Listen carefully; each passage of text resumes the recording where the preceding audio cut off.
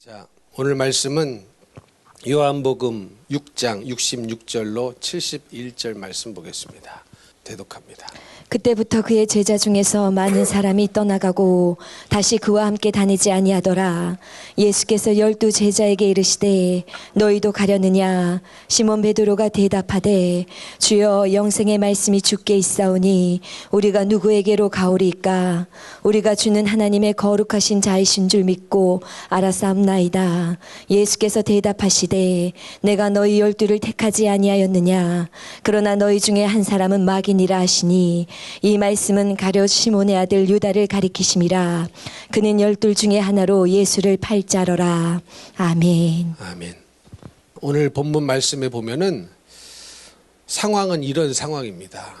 우리 예수님께서 이제 제자들에게 또한 사람들에게 인자의 살을 먹지 않고는, 인자의 피를 마시지 아니하고는 너희 속에 생명이 없느니라, 이렇게 말씀하셨습니다. 그랬더니 사람들이 이제 생각하는 거죠. 이해를 못하는 거죠. 아, 생명을 얻기 위한 방법이 인자의 살을 먹고 인자의 피를 마셔야 된다라고 하니까 이걸 받아들일 수가 없는 겁니다. 왜냐하면 그 사람들이 생각하는 생각 속에는 이것이 무엇을 의미하는지를 알지를 못했어요. 자기들의 생각의 틀에 다 갇혀 있어서 이것이 도대체 무슨 의미인지를 깨닫지 못하고 자기 수준으로만 생각하니까 이 말씀은 어렵도다, 이렇게 반응을 했습니다. 그래서 이 말씀을 한 그때부터 예수님의 제자 중에서 많은 사람이 떠나가고 다시 그와 함께 다니지 아니하였다, 이렇게 말씀하고 있어요. 그럼 여러분, 예수님이 이 말씀을 안 하셨다면 그들이 안 떠났겠지요? 근데 예수님이 이 말씀을 하셨기 때문에 그들이 떠났단 말이죠. 그러면 그 제자들을 떠나게 한 책임은 예수님께 있는 겁니까? 예수님께 있는 거예요? 그들의 수준에 알아듣기 어려운 말씀을 하신 예수님에게 책임이 있는가? 그 말씀을 좀 잘 풀어서 설명해 주시지, 인자의 살과 피를 먹고 마시지 않으면 생명이 없다라는 말씀, 이거를 그러면 알아듣게 잘 풀어주시든가, 사람들로 하여금 오해하게 만들어서 떠나가게 했으니 이 제자들을 떠나가게 한 책임이 예수님에게 있는가? 그렇게 말할 수가 있겠습니까? 말할 수가 있겠어요? 없습니다. 없어요. 그 사람은 언제든지 떠날 사람들이었겠죠. 언제든지 믿음이 없기 때문에 떠날 사람들이었습니다. 그래서 예수님의 모든 말씀은 사람들을 다 걸러냅니다. 깔때기처럼 걸러내죠. 계속 나누고 걸르고 또 이렇게 딱 분별하는 그런 일들이 우리 주님의 말씀 속에 있습니다.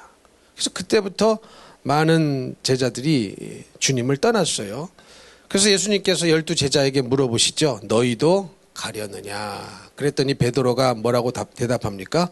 주여, 영생의 말씀이 주께 있사오니 우리가 누구에게로 가오리까? 그러니까 베드로는 적어도 영생의 말씀이 주님께 있다는 것을 알았습니다. 지금 이 말씀이 어떤 의미인지 완전히 이해하지 못했다 할지라도 주님의 말씀은 영생이다, 주님의 말씀은 생명이다, 주님의 말씀에 순종하면 천국이다, 영원한 생명을 얻는다, 이런 믿음은 있었기 때문에 주여 영생의 말씀이 주께 있사오니 우리가 누구에게로 가오리까? 이렇게 대답을 하고 이들은 계속 예수님을 따라 다녔던 것이었습니다.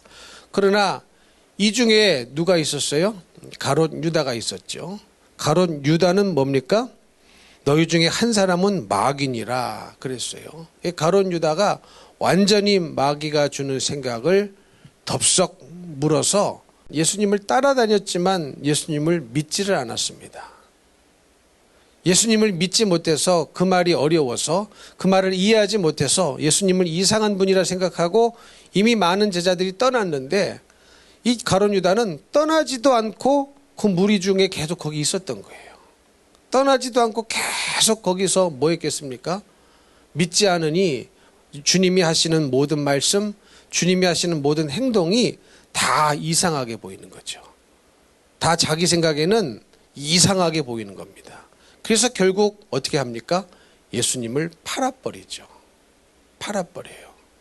그래서 오늘 말씀해 보니까 이 말씀은 누구를 가리켰다? 너희 중에 한 사람은 마귀라고 말씀하셨는데 이 말씀은 가롯 시몬의 아들 유다를 가리키심이니라. 그는 12 중에 하나로 예수를 팔 자라라. 근데 이 사람은 믿지 않았다는 거예요. 믿지 않았다는 겁니다. 그걸 어떻게 알 수 있습니까? 64절에도 보면은 그러나 너희 중에 믿지 않은 자들이 있느니라 하시니 이는 예수께서 믿지 않은 자들이 누구며 자기를 팔 자가 누구인지 처음부터 아셨다. 이렇게 기록하고 있는 것을 보니까 결국 가룟 유다는 뭘 안 믿은 겁니까? 예수님의 말씀을 안 믿는 겁니다. 말씀을 안 믿는 거예요. 자기 생각에 갇혀서 자기 이론에 갇혀서 전혀 예수님의 말씀이 그 유다의 마음속에 들어가지를 않았던 것이죠. 그래서 많은 제자들은 떠나갔지만 믿지도 않는데 그 무리에 계속 남아있으므로 결국은 어떻게 합니까? 예수님을 팔아버리는, 정말로 이 지구상에 가장 불행한 사람이 있다면 누구겠습니까? 가장 악한 일을 행한 사람이 있다면 누구겠습니까? 가룟 유다거든요. 그렇지 않습니까? 예수님을 팔아버렸다. 예수님을 죽이는 일에 앞장서서 예수님을 팔아버렸다. 이 얼마나 악한 일이고 이 얼마나 정말로 불행한 일입니까? 그 결과 가룟 유다는 회개하지도 않고 또 자살해 죽어버렸기 때문에 어디를 갔을까요? 지옥에 갔을 것입니다. 그러니 이 얼마나 불행한 일입니까? 여러분, 예수님의 말씀을 믿고 따라야 됩니다. 하나님의 말씀을 믿고 따르셔야 됩니다. 안 그러면 이렇게 가룟 유다처럼 불행한 운명을 맞이할 수가 있는 것입니다. 그런데 하나님의 모든 말씀은요, 사실은 어떻게 해석한다고 했습니까? 하나님의 모든 말씀은 지난번에도 말씀드렸다시피 내가 너를 사랑한다. 그런 말씀이에요. 믿으십니까? 그리고 하나님의 모든 말씀은 죄는 안 된다. 그 말씀이에요. 그렇기 때문에 하나님의 모든 말씀은 또 역시 마귀 역사를 이겨라. 이 말씀이에요. 그러니까 우리가 이 모든 얼마나 66권 많은 말씀들이 있습니까? 그러나 결국은 이 모든 말씀은 하나님께서 나를 사랑한다는 말씀이고 그렇기 때문에 죄를 이겨야 된다는 말씀이고 그러기 위해서는 마귀 역사를 반드시 이기고 승리해야 된다는 말씀으로 귀결이 됩니다. 그래야 우리가 무엇을 얻을 수 있습니까? 영생을 얻을 수 있지 않겠습니까? 그래야 우리가 영생을 얻을 수가 있는 거예요. 하나님의 사랑을 붙잡고 죄를 이기고 마귀 역사를 이겨야 우리가 천국에 갈 수 있는 영생을 얻을 수가 있는 것이죠. 그런데 이것을 딱 모든 딱 이 절정으로 표현된 것이 어디였느냐? 십자가죠. 예수님이 돌아가신 십자가. 그래서 여러분, 이 십자가라는 것은 우리가 십자가를 바라볼 때에 하나님의 사랑만 기억하면 안 된다고 그랬어요. 물론 십자가는 하나님의 측량할 수 없는 사랑의 표현입니다. 거기서 하나밖에 없는 독생자 아들을 죽이셨으니 누구를 위하여? 우리를 위하여. 내 죄를 사해 주시기 위하여, 여러분의 죄를 사해 주시기 위하여 하나밖에 없는 아들을 인간 만드셔서 기어이 무참하게 짓밟히고 죽게 만드셨으니 얼마나 우리를 사랑하신다는 표현이 십자가에서 나타난 것입니까? 그러나 십자가는 사랑이다라고만 생각하면 그것은 반밖에 모르는 거예요. 우리는 십자가가 사랑인 동시에 십자가를 바라보면서 무엇을 깨달아야 되느냐? 하나님의 거룩하심을 깨달아야 됩니다. 왜요? 왜 십자가를 바라보면서 하나님의 거룩하심을 동시에 바라봐야만 하느냐? 알아야만 하느냐? 깨달아야만 하느냐? 죄는요, 아들을 죽여서라도 반드시 짚고 넘어가시겠다는 하나님의 성품인 거거든요. 하나님은요, 죄를 그냥 용서해 주시는 것이 아니에요. 그냥 없던 일로 하신 적이 없습니다. 없던 일로 하신 것이 아니라 죄의 문제는 반드시 누군가는 대가를 반드시 치르게 하서라도 죄는 안 된다는 거거든요. 죄를 가지고 천국에 갈 수가 없습니다. 죄를 가지고 영생에 들어갈 수가 없기 때문에 죄만큼은 안 된다. 죄는 절대로 용납하지 아니하겠다는 하나님의 거룩한 성품이 동시에 십자가에서 나타난 것이었습니다. 그래서 아들을 죽여서라도, 하나밖에 없는 사랑하는 아들을 죽여서라도 죄만큼은 해결해야 된다. 죄만큼은 용납할 수 없다.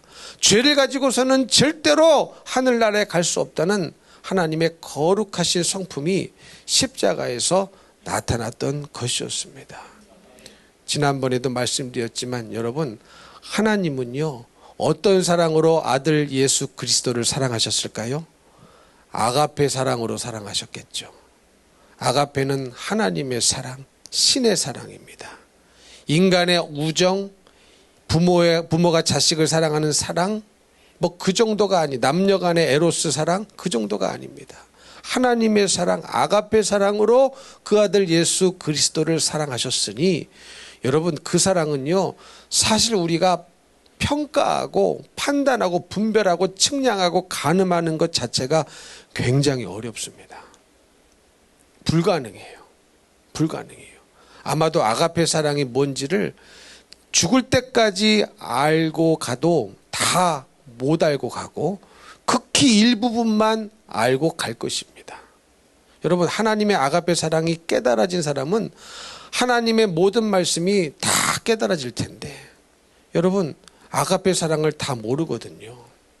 그렇게 크신 사랑으로, 측량할 수 없는 사랑으로 그 아들을 사랑하셨는데 그 아들을 우리를 위해서 죽이셨다. 나를 위해서 죽이셨다. 여러분을 위해서 죽이셨다고 한다면 적어도 우리도 하나님은 그 아들만큼 우리를 사랑하신다는 것 아니겠습니까? 무슨 말씀인지 이해가 되십니까? 그러니 십자가를 바라볼 때 얼마나 큰 사랑이냐. 그러나 그 아들을 죽여서라도 죄의 문제는 반드시 내가 해결해야 된다. 짚고 넘어가야 된다. 죄가 있으면 천국에 못 간다. 죄 문제는 반드시 아들을 죽여서라도 해결하신다는 하나님의 마음이 십자가에 있는 것이기 때문에 우리는 십자가를 바라보면서 막연하게 하나님을 사랑이시다라고만 생각하면 안 되고, 거룩하신 하나님, 죄를 용납하시지 아니하는 하나님, 죄는 반드시 짚고 넘어가신 하나님, 그렇기 때문에 우리는 반드시 죄를 회개하고 거룩한 주님의 백성이 되어야 된다는 사실을 우리는 한시도 잊지 말아야 됩니다. 그래서 여러분, 하나님의 말씀대로 살아야 되는 거예요. 무엇이 죄입니까? 특별히 강도질 안 하고 도둑질 안 하고 흉악한 범죄를 안 저지른다고 해서 죄인이 아닌 것이 아니고, 하나님 말씀대로 안 사는 것 자체가 죄입니다. 하나님의 말씀대로 살지 않는 것 자체가 죄인 거예요. 하나님의 말씀과 다른 생각이 딱 그만큼이 우리 인생의 죄로 남습니다. 그렇기 때문에 우리는 얼마나 우리의 생각으로부터 우리의 생각을 하나님의 말씀과 맞추어가며 나아가야 될지 모릅니다. 그러니까 하나님의 생각과 내 생각이 다르니까 자꾸 시도 때도 없이 하나님의 생각과 내 생각이 다르다는 것이 인정이 되니까, 발견이 되니까, 드러나니까, 발각이 되니까 기도해야 되는 거거든요. 그래서 여러분, 기도는 왜 하는 것이냐? 하나님의 생각과 내 생각이 같아질 수 있도록 기도해야지, 하나님의 생각을 내 생각으로 바꿔달라고 기도하는 게 아니에요. 하나님이 나에게 원하시는 것은 그게 아닌데, 하나님의 생각은 전혀 무시하고 하나님의 뜻은 전혀 무시하고 상관없이 내 마음대로 내가 알아서 내가 원하는 걸 달라고 기도한다면 그것은 사실은 하나님 앞에 상달되어지는 기도가 아닙니다. 기도는 왜 하는 것이냐? 하나님의 생각과 내 생각이 같아질 수 있도록 기도하는 것이요, 하나님의 뜻과 내 뜻이 같아질 수 있도록 기도해야만 하는 것입니다. 그런데 가만히 보면요, 많은 사람들이 자기 자신의 생각의 틀에 딱 갇혀 있습니다. 그거 이상 나가려고 하질 않아요.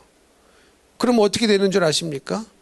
하나님이 보실 때는 믿음이 아닌 생각인데 나는 요 정도면 믿음이라고 착각하고 살아가는 사람들이 교회 안에 상당히 많습니다. 그건 믿음이 아닌 건데, 하나님이 생각하실 때에. 그래서 우리는 이 생각의 틀을 하나님의 말씀으로 계속 깨나가야 됩니다. 부셔버려야 돼요. 우리 안에 사실은 생각에 견고한 진들이 얼마나 많은지 모르거든요. 오랜 세월 동안 묵은 생각들, 전통의 묵은 생각들, 내 생각의 묵은 생각들, 이것이 믿음이라고 착각하며 살아왔던 지난날의 수많은 견고한 진들이 참 많이 있습니다. 그래서 기도를 하다 보면 이게 믿음의 생각이 아니었구나, 믿음의 반응이 아니었구나, 그것이 믿음의 결단이 아니었구나, 이것을 알게 됩니다. 그래서 여러분, 반드시 우리 생각의 틀을 말씀으로 깨는 작업을 계속 하셔야 됩니다. 언제까지 해야 되느냐? 주님 만날 때까지 하셔야 돼요. 여러분, 다 된 사람이 어디 있습니까? 이 세상에 아무도 다 된 사람은 없어요. 그래서 우리는 항상 공사 중이에요. 공사 중. 그 공사 중. 계속 수정하고 계속 리모델링하고 또 때려 부시고 잘못 올라간 거 때려 부셔야 되거든요. 여러분, 건물을 아무리 높이 지어도요, 딱 수직을 맞춰봤을 때 수직이 틀려요. 줄을 달아놓고 수직이 안 됩니다. 그러면요, 그거 다 때려 부셔야 됩니다. 아무리 오랜 세월 동안 이게 믿음이라고 착각하며 살아왔던 시간들이 있다 할지라도, 생각들이 있다 할지라도, 그게 딱 하나님의 말씀에 비춰서 믿음이 아니다, 믿음이 아닌 것이 인정이 됐다 그러면 여러분, 그 세월이 아무리 길었어도, 그 생각이 아무리 견고하게 있어도 다 그거 부셔버려야 됩니다. 생각의 틀을 계속 우리는 부셔버려야 되는데, 우리는 내 생각의 틀에 다 갇혀가지고 그거 이상 믿음으로 뚫고 전진하고 승리할 생각을 못하는 사람들이 교회 안에 상당히 많거든요. 우리가 뚫어야 할 생각의 틀이 있습니다. 많은 사람들이 그 생각에 다 갇혀 있어요. 나는 요게 믿음이야. 더 이상 건들지 말어. 더 이상 나를 터치하지 말어. 더 이상 나를 더 믿음 있으라고 말하지도 말어. 힘들어 죽겠어. 내가 살 수가 없어. 그런데 여러분, 하나님의 말씀이 사는 거거든요. 내 생각은 절대 나를 살리지 못합니다. 내가 갖고 있는 이론으로 내가 살 것 같으면 무슨 생각을 부실 생각이 있겠습니까? 그러나 내 생각으로 사는 게 아니에요. 나를 살리는 것은 하나님의 영생의 말씀입니다. 하나님의 말씀이 나를 사는 거예요. 근데 우리는 썩은 동아줄과 같은 내 생각을 다 붙잡고 살아가거든요. 이게 믿음인 줄 알고. 그러나 여러분, 올라가다가 끊어져 버립니다. 믿음이 아닌 것은 언젠가는 끊어져 버리고, 내가 언제는 반드시 알게 되느냐? 죽는 순간에는 알게 되거든요. 내가 썩은 동아줄 같은 내 생각을 붙잡고 여기까지 왔는가? 아니면 하나님의 생명의 말씀을 붙잡고 여기까지 왔는가? 적어도 언제는 깨닫게 되느냐? 죽는 그 순간에는 깨닫게 되지 않겠습니까?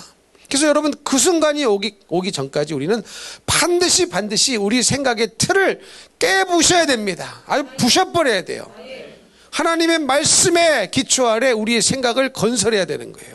내 생각 위에 내 인생을 건설하지 말고 하나님의 말씀 위에 내 인생을 건설해 나가야 흔들리지 않는 굳건한 반석이 돼서 부서지지 않고 천국까지 갈 수가 있을 텐데, 많은 분들이 안타깝게도 자기가 생각하는 것에서 하나님의 말씀이 벗어나면 뭘 포기해요?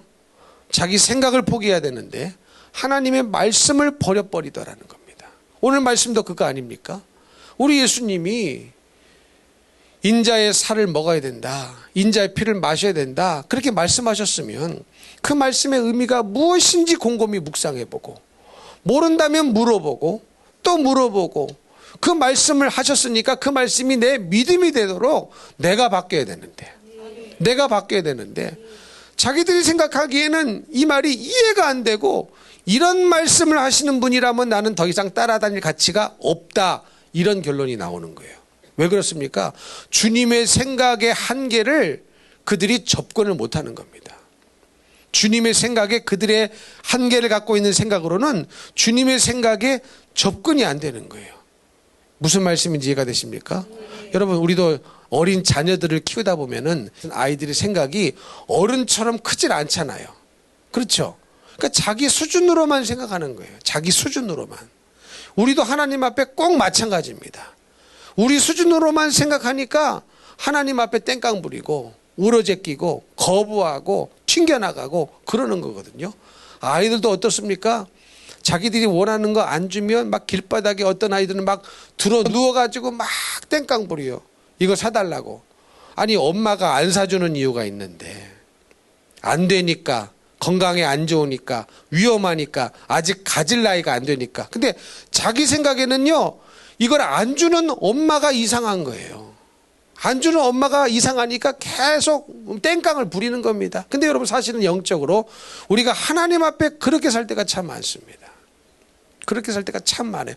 내 생각에 갇혀있는 틀에 딱 하나님을 맞추려고 하니까 하나님의 말씀이 이해가 안 돼요.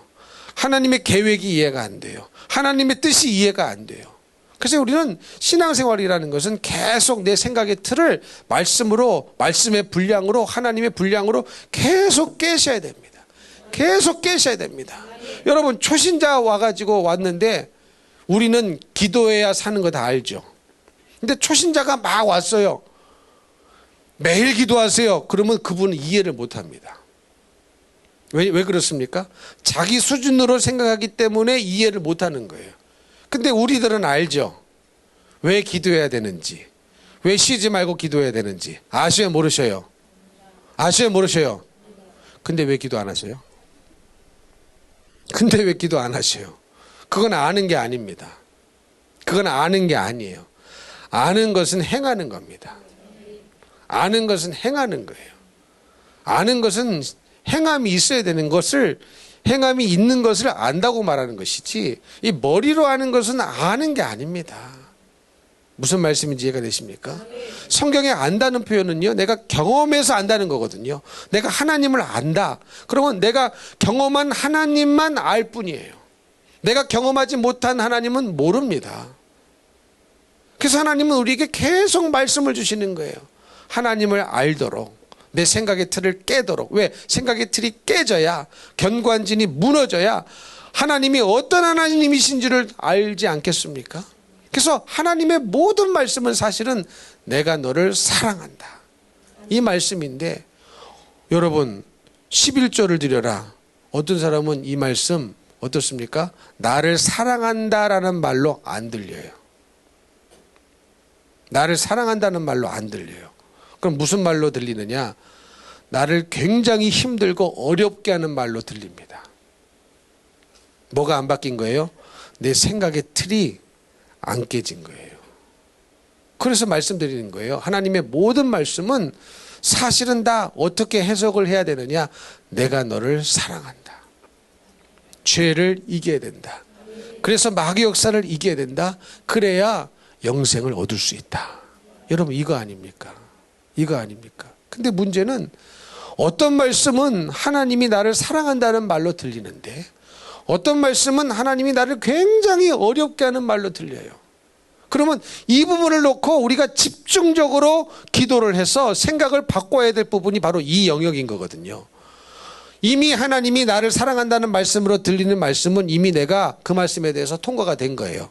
이해를 한 거예요. 경험을 한 겁니다. 그러나 아직도 하나님의 말씀을 들을 때에, 하나님의 말씀을 읽을 때에 이 말씀은 아직도 나에게 어렵다. 이 말씀은 내게 어렵도다. 마치 예수님이 살과 피를 먹고 마시라고 했을 때 이 말씀은 내게 어렵도다 하고 다 떠나간 제자들처럼 생각할 것이 아니라 아직도 하나님의 말씀이 어려운 부분이 있다. 힘든 부분이 있다.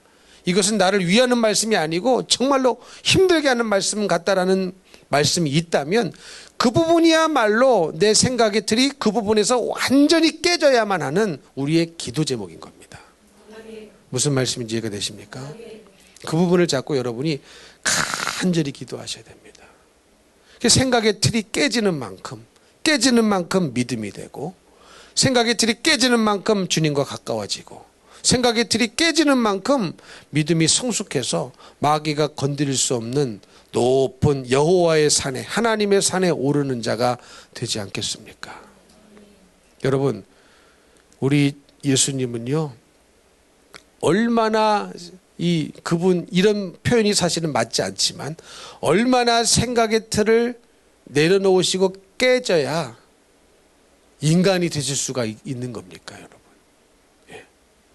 무슨 말씀인지 이해가 되세요? 예수님은 하나님이시라니까요. 예수님 원래 어디 계셨어요? 하늘 보좌에 계셨습니다. 하늘 보좌에 계셨던 그분이 얼마나 자신의 생각을 내려놔야 이 낮고 천한 이 땅에 어디에 태어나셨어요? 궁전에 태어나신 것도 아닙니다. 어느 부잣집에 태어나신 것도 아니고 말구유에 태어나셨어요. 방도 없어가지고.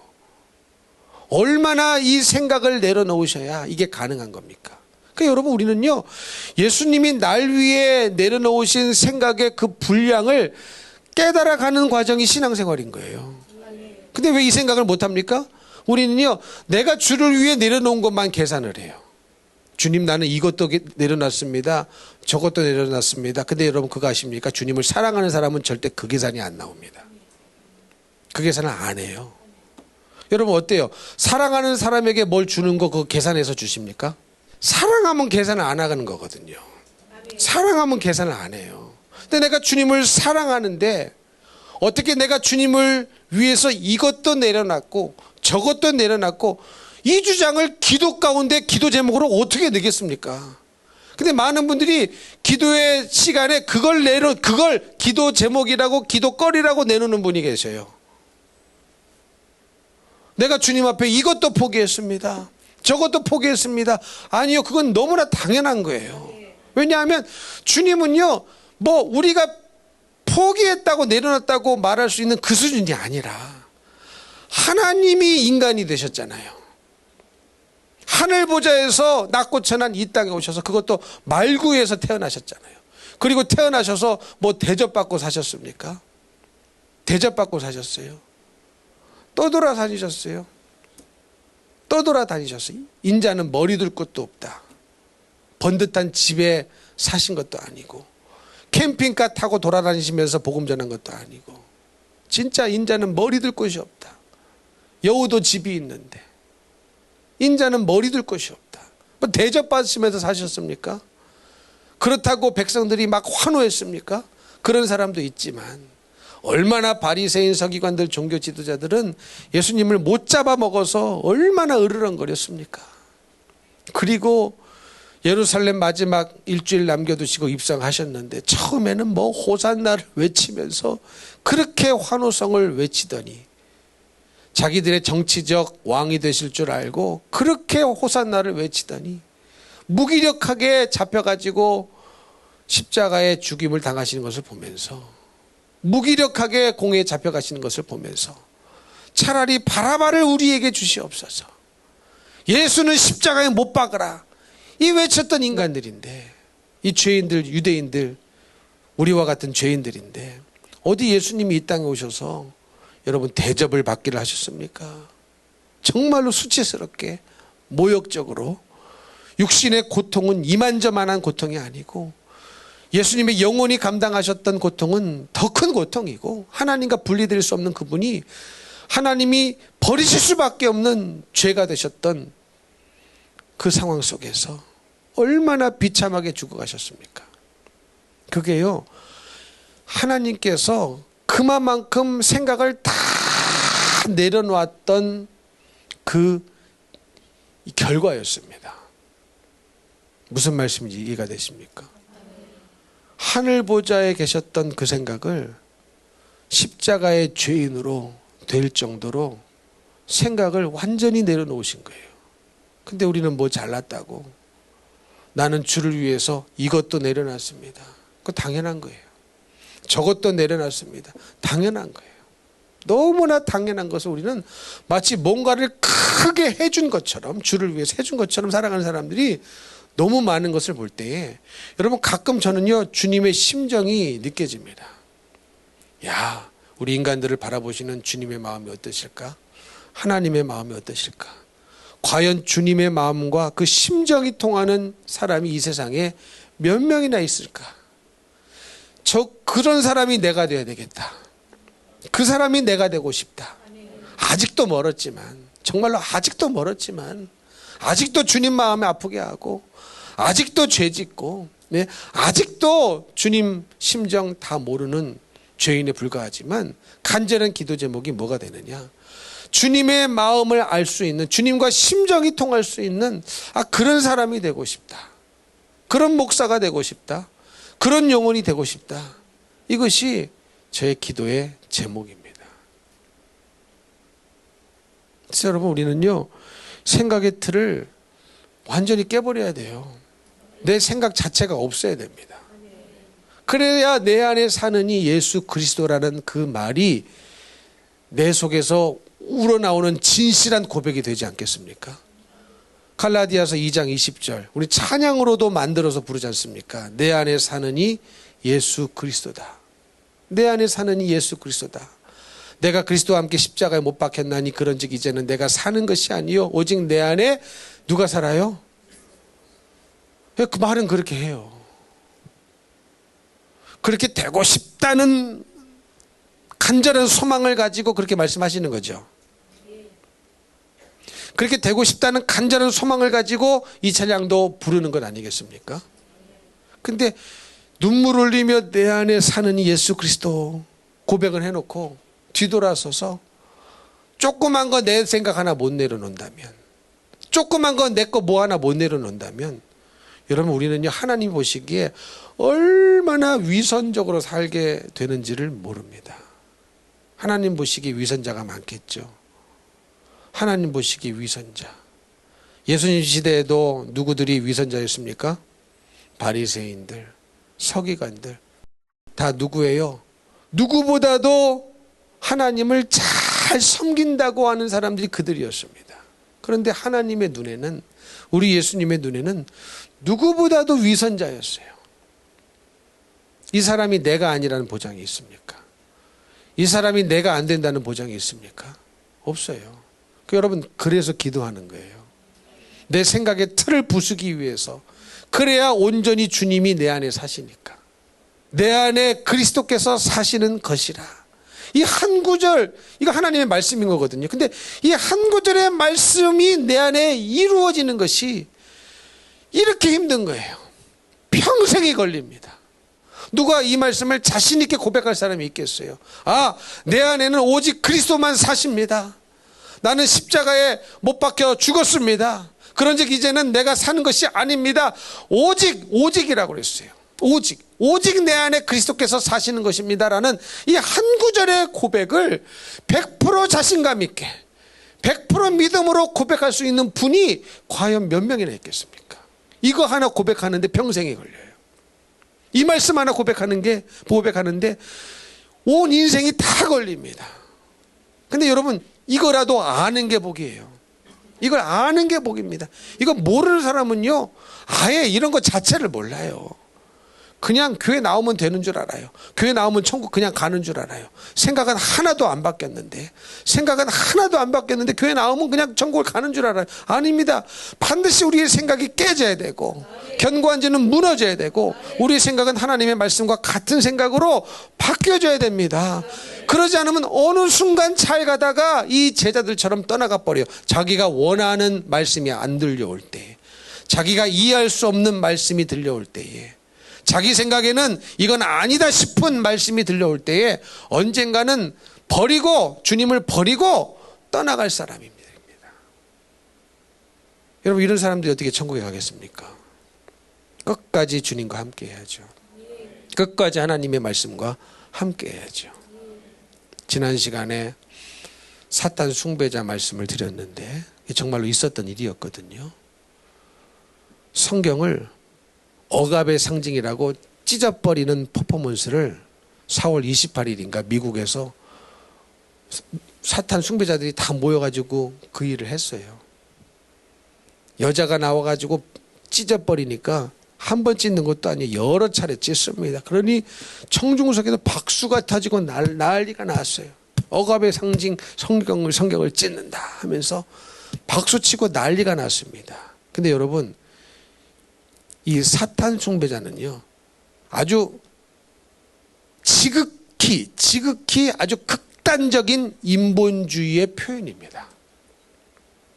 무슨 말씀인지 이해가 되시죠? 극단적인 인본주의가 이 사탄 숭배자들이에요. 그래서 인본주의는 망하는 거예요. 인본주의는 천국 못 갑니다. 근데 우리가 얼마나 사실은 인본주의의 영향을 엄청나게 받고 살고 있거든요. 여러분 아닙니다. 우리는 성경주의로 바꿔야 되고 하나님주의로 바꿔야 되고 신본주의로 우리 생각이 점점 바꿔져 가야 되는데 주님 만날 날이 가까울수록 인본주의로 이 생각이 바뀌어진다. 큰일 납니다. 주님 만날 날이 가까울수록 우리 생각은 신본주의로 성경주의로 하나님주의로 생각이 바뀌어져야 되는 거예요. 근데 안타깝게도 성경은 그게 너무나 당연한 것을 우리에게 가르쳐주고 있는데 실질적으로 이 세상에 살아가고 있는 현대를 살아가고 있는 우리들에게는 그런 분들이 별로 없어요. 여러분 성경의 말씀을 믿으셔야 됩니다. 우리 육신은 날로 후패해져 가지만 우리 육신은 날로 늙어져 가지만 우리의 영혼은 날로 새로워져야 됩니다. 그럼 영혼이 새로워진다는 건 뭐겠어요? 하나님 말씀대로 살아야 새로워지는 것이고 회개해야 새로워지는 것이고 성령 충만해야 새로워지는 것이고 성령 충만하면 그 사람은 하나님 말씀대로 살 수밖에 없는 것 아니겠습니까? 어디 노욕이 낄 자리가 있겠어요? 근데 여러분 어때요? 노욕이라는 말이 나오죠. 노욕이라는 말. 늙으면 늙을수록 욕심이 생긴다. 이거는 비성경적인 거거든요. 마귀의 역사입니다. 마귀의 역사예요. 이해가 되십니까? 이기셔야 됩니다. 이 생각을 이기셔야 돼요. 노역이란 말 자체를 받아들이지 말아야 됩니다. 받아들이지 말아야 돼요. 여러분 하나님 앞에 갈 때 우리 주님 앞에 갈 때 우리 다 빈손 들고 가야 됩니다. 아무리 많은 뭐가 있어도 재산이 있어도 다 놓고 가야 돼요. 그래서 주를 위해 쓰는 것만 내 것이 되는 거예요. 주를 위해 쓰는 것만 내 것이 되는 거예요. 믿으십니까? 그래서 여러분 우리가 정말로 하나님 앞에 이 내 것을 주장하고 내 생각을 알아달라고 주장하고 내 생각의 틀을 내려놓지 않는 것이 하나님 보시기에 이게 얼마나 슬픈 일이냐 여기에 대한 마음이 오셔야 됩니다. 그러니까 황당한 일을 떠나서 죄악된 일을 떠나서 하나님 보시기에 그런 우리들을 볼 때에 얼마나 하나님의 마음이 아프고 슬프겠느냐 이 감각이 이 감정이 내게 찾아와야 우리 생각이 들이 깨지더라고요. 여기까지 생각이 미쳐야 됩니다. 무슨 말씀인지 이해가 되십니까? 우리 자녀들도 키우다 보면 마찬가지 아닙니까? 자녀들이 처음에는 어릴 때는 부모 생각 안 합니다. 아기들이 엄마 생각해주며 젖달라는 아기 있던가요? 엄마 생각해주며 안아달라는 아이 있던가요? 없어요. 엄마가 아프든 말든 자기는 배고프면 젖달라고 울어제낍니다. 얼마나 이게 아기 낳고 힘듭니까? 근데 자기는 안아달라고 막 울어제껴요. 안아달라고. 엄마가 어깨가 아픈지 허리가 아픈지 전혀 개의치 않습니다. 안아달라고 울어제껴요. 울어제낍니다. 그러면 아픈 몸을 가지고 또 안아줘야 되죠. 그러면 머리, 어깨, 무릎팔 다 고장나고 뼈도 틀어지고 힘줄도 늘어나고 인대도 늘어나고 이래서 아픈 거 아닙니까? 그러던 아이가 이제 커가지고 자기가 또 아이를 낳아. 그러면 이제 깨달아지면서 우리 엄마가 나를 이렇게 힘들게 키웠구나. 그 심정이 깨달아질 때 눈물이 쏟아지고 그 마음이 이해가 되고 그 마음이 심정이 겹쳐지고 그런 거 아니겠습니까? 근데 왜 주님을 향하여서는 그런 마음을 못 갖는가? 이게 신기한 거예요, 여러분. 여러분, 우리 주님은요, 우리 하나님 아버지는 어머니가 나를 키울 정도의 사랑을 준 게 아니에요. 그 정도의 사랑을 주신 게 아니에요. 무슨 말씀인지 이해가 되십니까? 그래서 그 사랑은 측량할 수 없는 사랑이다. 헤아릴 수 없는 사랑이다라고 표현할 수밖에 없는 거예요. 그래서 하늘을 두루마리 삼고 바다를 먹물 삼아도 그 크신 하나님의 사랑 뭐예요? 쓸 수가 없어요. 하늘이 노트예요. 하늘이 노트. 여러분 이 하늘이 얼마나 넓습니까? 이 우주가 얼마나 넓습니까? 얼마나 광활합니까? 이루 말할 수가 없어요. 근데 이 하늘을 두루마리 삼아도 하나님의 사랑을 표현한 자가 글을 써가지고 찬송을 만들었는데 하늘을 두루마리 삼고 바다를 먹물을 삼아서 계속 하늘에다가 글씨를 써가면서 하나님의 사랑을 표현해도 다 쓸 수가 없는 사랑이라는 겁니다. 근데 그 사랑이 깨달아질 때, 그 크신 사랑에 나를 위해서 엄청나게 생각을 포기하시고 내려놓으시고 하늘 보좌에서 떠나셔서 낮고 천한 이 땅에 말구에 태어나시고 기필코 끝까지 십자가의 죽음을 당하시면서까지 나를 구원해 주셨는데, 우리는 조그만 생각 하나 틀 깨기를 어려워하고, 조그만 뭐 하나 내려놓기 어려워하고, 조그만 자존심 하나 내려놓기 어려워하고, 조그만 뭐 하나 내려놓기 어려워한다면, 그 모습을 바라보시는 우리 주님이 나를 바라보시면서 얼마나 슬퍼하실까. 여기에 대한 생각이 찾아오면요, 여러분, 그때부터는 기도가 달라집니다. 마음가짐이 달라져요. 마음의 상태가 달라져 버려요. 눈물 납니다, 속에서. 항상 울고 다닙니다. 항상 울고 다녀요, 여러분. 그래서 여러분, 은혜 받은 자들은 울고 다니는 거예요. 울고 다니는 거예요. 뭐 그 은혜를 갚을 길이 없어요. 표현할 길이 없어요. 믿음이 깊어지면 깊어질수록 갚아지는 게 아니라 갚을 수 없는 은혜라는 것이 더 깨달아질 뿐입니다. 그러니 어떻게 되는 거예요? 이 생명도 달라시면 내가 드리겠습니다. 이 고백이 나올 수밖에 없는 거예요, 여러분. 나올 수밖에 없는 거예요. 그래서 예수님의 제자들이 하나같이 다 똑같은 운명을 맞이했다고 제가 말씀드렸잖아요. 아니, 왜 똑같이 하나같이 하나도 빠짐없이 왜 다 순교를 해버리는 겁니까? 약속이나 한 듯이. 사도 요한도 순교를 당할 뻔하다가 펄펄 끓는 가마솥에 던져졌다가 기적적으로 살아서 하나님의 특별한 섭리 가운데 오래 살면서 하나님의 사역을 마쳤을 뿐이지, 사도 요한도 순교한 거나 마찬가지예요. 그러면 왜 주님을 만난 그 12 제자들은 하나같이 똑같이 순교를 할 수밖에 없는가? 여러분, 주님의 진짜 사랑을 깨달은 사람은요, 갈 길이 그거밖에 없는 겁니다. 다른 길이 있어도 안 가요. 안 가요. 그래서 그 길은 좁은 문이고, 그래서 그 길은 좁은 길인 겁니다. 그거밖에 안 보이는 거예요. 다른 것이 정말로 안 보여서 그 길을 안 가는 것이, 그 길로 안 가는 게 아니라 보여도 요것만 보이는 거예요. 무슨 말씀인지 이해가 되십니까? 넓은 길도 보여요. 그러나 그거는 길 같지가 않아요. 화려한 길도 보여요. 그러나 그거는 길 같지가 않아요. 편한 길도 보여요. 그러나 그 편한 길은 길 같지가 않아요. 험하고 길이 협착하고 찬이도 적지만 내가 가야 할 길은 오직 이 길이다. 이 길만 보이는 겁니다. 그러니 베드로도 순교하고 의심 많은 도마도 회개하고 주님 만나고 순교했습니다. 여러분, 더 이상 하나님의 사랑을 의심하지 말고 우리의 생각을 계속 깨부셔야 됩니다. 그래서 이 억압의 상징인 이 성경을 찢어버렸다. 극단적인 인본주의인 거예요.